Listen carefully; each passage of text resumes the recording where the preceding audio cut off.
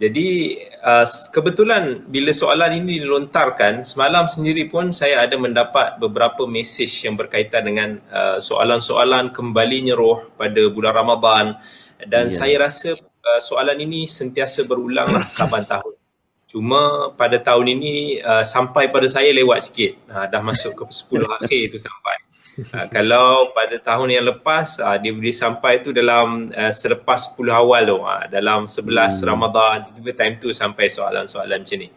Tapi kerana ia sentiasa akan berulang dan selalu disebarkan oleh masyarakat kita, khususnya menerusi WhatsApp dan sebagainya, maka ramai lagi yang saya kira masih lagi tidak jelas, walaupun saya kira penjelasan-penjelasan juga pernah dilakukan oleh beberapa ilmuwan, ramai juga yang telah menjawab persoalan-persoalan sebegini. Tapi apa yang saya boleh kongsikan dalam kesempatan yang ringkas ini, yang pertama sekali bila ditanya tentang urusan roh, sama ada roh ni kembali, roh ni tak kembali, roh pergi mana, roh ni buat apa, kita kena faham bahawa kita ni ada kelemahan. Maksudnya daripada segi ilmu, kita ni banyak kekurangan bila mana nak berbicara tentang soal roh. Kerana Allah telah menyebut ataupun telah berfirman di dalam Al-Quran, surah Al-Isra', Allah kata, wa yas'alunaka 'anir ruh qulir ruhu min amri rabbi wa ma utitum minal ilmi illa qalila. Kalaulah mereka manusia itu bertanya kepadamu wahai Muhammad tentang ruh. Ini orang bertanya kepada Nabi kita Muhammad sallallahu alaihi wasallam, manusia yang menerima wahyu, manusia yang telah disingkapkan banyak-banyak pengetahuan sebagai kekasih Allah, sebagai Rasulullah. Itu pun Allah perintahkan kepada Nabi kita sallallahu alaihi wasallam, kalau ada manusia duk banyak sangat duk tanya pasal roh ni macam-macam, katakan bahawa roh itu adalah urusan Tuhanku dan kalian tidak diberikan ilmu pengetahuan mengenainya melainkan sedikit sahaja. Jadi ini sangat jelas bahawa perkara-perkara yang berkaitan dengan roh adalah perkara ghaibiyat, perkara-perkara yang kita tak ada ilmu pengetahuan tentangnya. Kita hanya tahu apa yang dikhabarkan oleh Allah Azza wa Jal, apa yang diberita ataupun disampaikan oleh Nabi kita Muhammad sallallahu alaihi wasallam. Jadi kalau kita nak sebut roh ini boleh buat macam mana, roh ini pergi ke mana, ke sana kemari, perkara ini sangat memerlukan kepada bukti yang kuat ataupun bukti yang nyata. Dan dalam Al-Quran sendiri pun Allah ada menyebut beberapa aspek berkaitan dengan roh. Contohnya bila Allah kata, Allahu yatawaffal anfusa hina mautiha wallati lam tamut fi manamiha fayumsiku allati qada 'alayha al-maut wa yursilu al-ukhra ila ajalin musamma inna fi dhalika laayatin liqaumin yatafakkarun. Yang mana Allah kata Allah lah yang menguasai segala-galanya. Dia yang mengambil dan memisahkan satu-satu jiwa daripada badannya. Jiwa orang yang sampai ajalnya semasa matinya dan jiwa orang yang tak mati masa dia tidur. Masa kita tidur ni pun sebenarnya adalah mati kecil kita. Kemudian dia menahan jiwa orang yang ditetapkan matinya.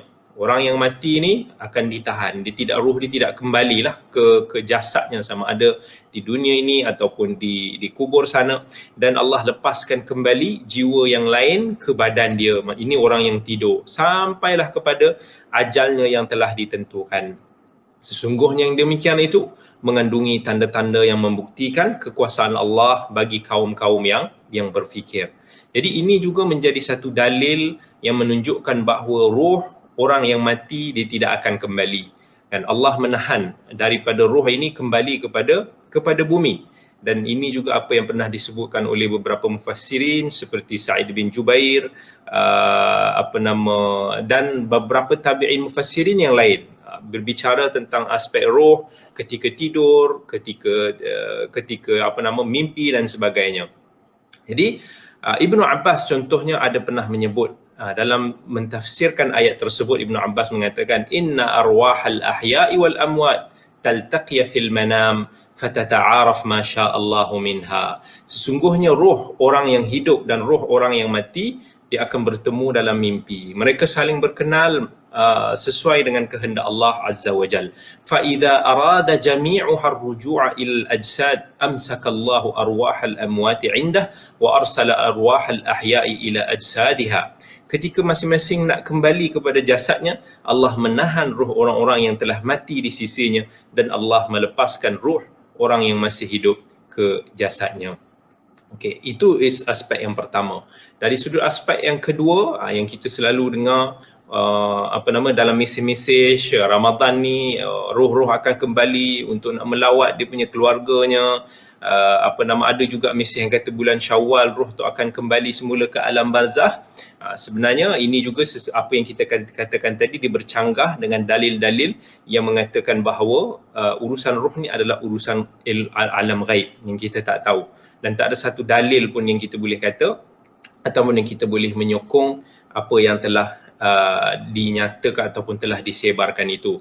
Bahkan ada beberapa ayat dalam Al-Quran dan juga hadis Nabi SAW yang menyanggah ataupun yang menyanggah roh itu akan kembali semula ke dunia. Contohnya antaranya firman Allah bila Allah kata hatta idza jaa ahaduhumul maut qala rabbirji'un la'alli a'malu salihan fima taraktu kalla innaha kalimatun huwa qailuha wa min waraihim barzakhun ila yaumi yub'atsun.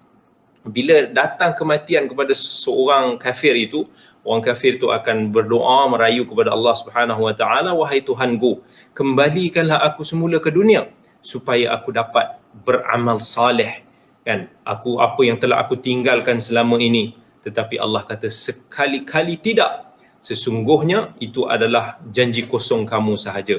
Dan di hadapan mereka ada dinding, tembok, iaitu alam barzakh, sampailah hari mereka dibangkitkan. Ini juga sesuai apa yang dikatakan oleh contohnya Mujahid daripada kalangan anak murid Ibn Abbas radhiyallahu anhu, mengatakan bahawa barzakh ni adalah seperti satu tembok yang menghalang orang yang mati kembali ke dunia. Itu dalam Al-Quran. Kemudian dalam hadis Nabi SAW, hadis yang sahih yang diriwayatkan oleh Al-Imam Ibn Hibban di dalam sahihnya, Al-Imam Tirmidzi dan lain-lain, pernah satu hari ini Nabi SAW melihat sahabatnya Jabir, kan? Ya Jabir, ma li araka munkasira. Wahai Jabir, kenapa aku tengok kamu dalam keadaan bersedih, dalam keadaan bermuram durja? Maka dia pun kata, ya Rasulullah, istushhida abi qutila yawma Uhud wa taraka ayalan wa daynan.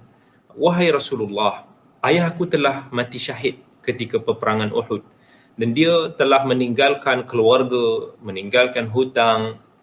Kemudian Nabi SAW mengatakan kepadanya, afala ubashiruka bima laqiyallahu bihi abak, kan, tidakkah kamu mahu tahu berita gembira tentang bagaimana ayah kamu bertemu dengan Allah? Maka Jabir pun mengatakan, bala ya Rasulullah, bahkan ya Rasulullah.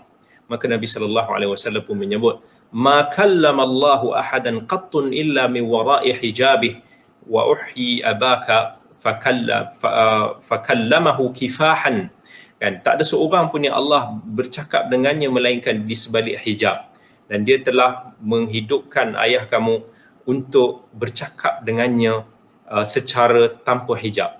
Maka Allah Azza wa Jalla kata, ya abdi tamanna alayya utik, cakap apa sahaja hajatmu, nescaya aku akan makbulkan.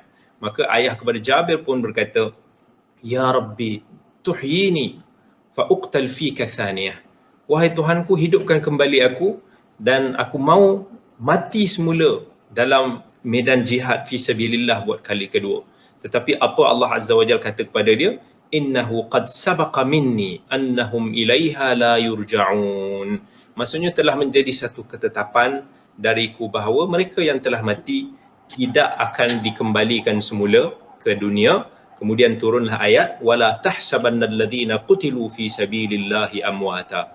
Janganlah kalian mengira bahawa orang yang mati di jalan Allah itu telah meninggal. Maksudnya satu kehidupan di alam barzakh sana. Jadi apa yang kita boleh simpulkan di sini, memang tak ada sebarang dalil pun yang mana mengatakan bahawa roh akan dapat kembali menziarahi orang-orang yang hidup pada bulan Ramadan.